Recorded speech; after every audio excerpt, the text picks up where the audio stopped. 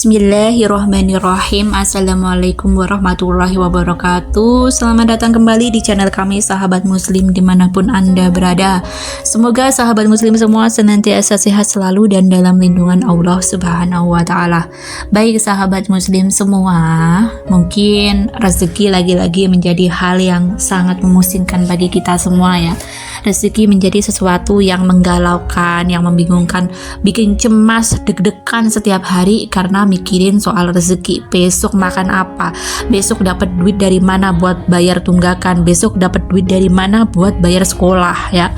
Macem-macem lah. Padahal rezeki itu udah dijamin sama Allah Subhanahu wa taala gitu loh. Pasti dapatnya dan pasti sampainya. Cuman kadang kita ini seringkali dihantui oleh kekhawatiran ya. Apalagi setan itu rajin banget membisikkan ketakutan dan kecemasan bahwa kita nanti besok makan apa, besok punya uang dari mana, besok dan besok itu udah dipikirin. Bahkan tahun depan kadang-kadang udah kita pikirin dari sekarang ya. Nah, baik sahabat semua nih. Ini ada sebuah amalan ya dari Habib Umar bin Hafiz.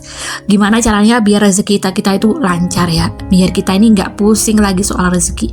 Biar Allah kasih kita ini kecukupan rezeki yang halal, yang berkah gitu ya. Nah, ini amalan ini dibacanya setelah sholat duhur ya. Biar rezekinya lancar, silahkan diamalkan setelah sholat duhur membaca La ilaha illallah al-malikul haqul mubin sebanyak 100 kali setelah sholat duhur.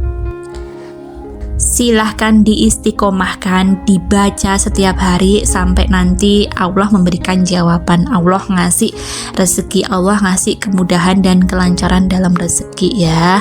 Alhamdulillah admin sendiri sudah mengamalkannya dari beberapa tahun yang lalu ya. Dan memang benar banyak sekali keajaiban yang Allah kasih, banyak sekali kemudahan yang Allah kasih. Sesuatu yang sering kali nggak diduga-duga jalannya ya, sesuatu yang kadang-kadang kayak loh kok bisa sih lewat jalan ini, padahal nggak pernah loh ngetuk pintu ini, nggak pernah gini contohnya ya. Jadi tiba-tiba ada yang menghubungi misalnya ngasih kerjasama, ada yang menghubungi tiba-tiba ngasih project baru ya, ngajak kerja bareng. Intinya sesuatu itu yang mendatangkan rezeki tak terduga gitu. Padahal kita ini nggak ada koneksi dengan orang itu. Terus tiba-tiba orang itu menghubungi ya. Pas kita tanya dari mana dapatnya, ternyata kata dia beliau dapatnya ternyata searching katanya ya. Searching tahu-tahu dapat kontak kita gitu. Padahal kita ngerasa kayak emang kita masukin kontak kita kok tiba-tiba dia dapat link itu gitu. Nah, atau dapatnya dari klien kita yang dulu gitu, tapi temennya gitu loh. Jadi kayak orang keberapa gitu ya dari koneksi kita gitu loh.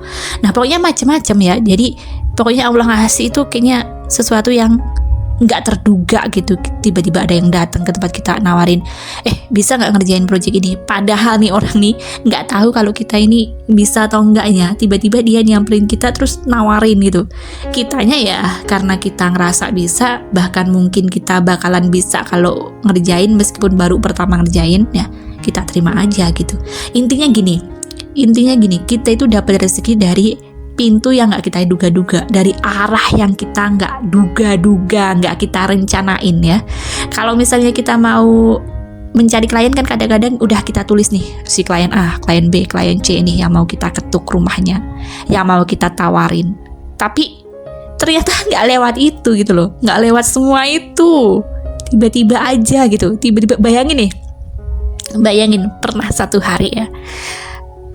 hari aku ini pas lagi jualan, tiba-tiba ada yang nyamperin si bapak ini nih, tiba-tiba nawarin sebuah project, bisa nggak mbak ngerjain project ini gitu. Nah, gimana coba, itu tuh sesuatu yang nggak ada hubungannya dengan lingkaran pekerjaan aku gitu ya. Misalnya ya gini, kita ini kerjanya di baking, tentang masak, tentang bikin kue segala macam. Tiba-tiba dia ngasih projectnya yang berkaitan dengan tanaman gitu loh, nanem gitu loh.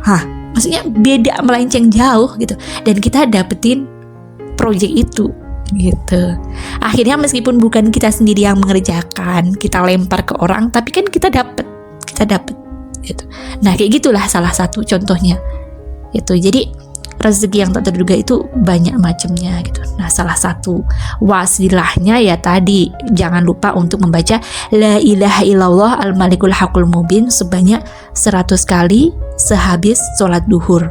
Karena ini faedahnya banyak banget, gak cuma berkaitan dengan rezeki ya, tapi juga dengan kepribadian kita ya. Nanti kita bakalan semakin baik orangnya, kita semakin tenang dalam menjalani kehidupan ya. Pokoknya banyak sekali manfaat yang akan kita dapetin, baik rohani maupun jasmani ya.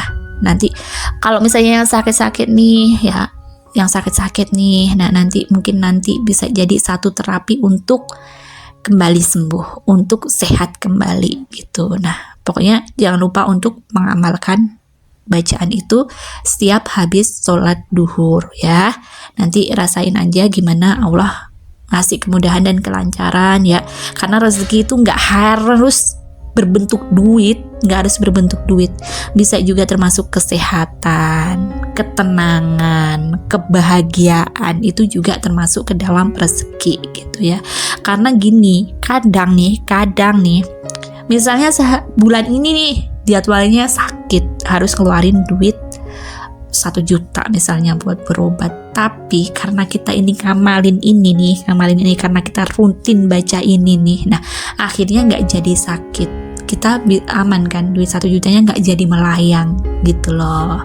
Nah itu juga termasuk salah satu rezeki ya kan, rezeki tadinya uang itu harusnya keluar nggak jadi keluar gitu loh. Jadi bisa kita manfaatin ke yang lainnya. Karena ada sebuah kisah gini ya, jadi bapak ini nanya sama Habib, Bib, saya itu ternyata Bib ya, kalau nggak ikut kajian, nggak pergi ke majelis taklim, itu ternyata beda rasanya dengan saya rutin datang ke majelis taklim gitu.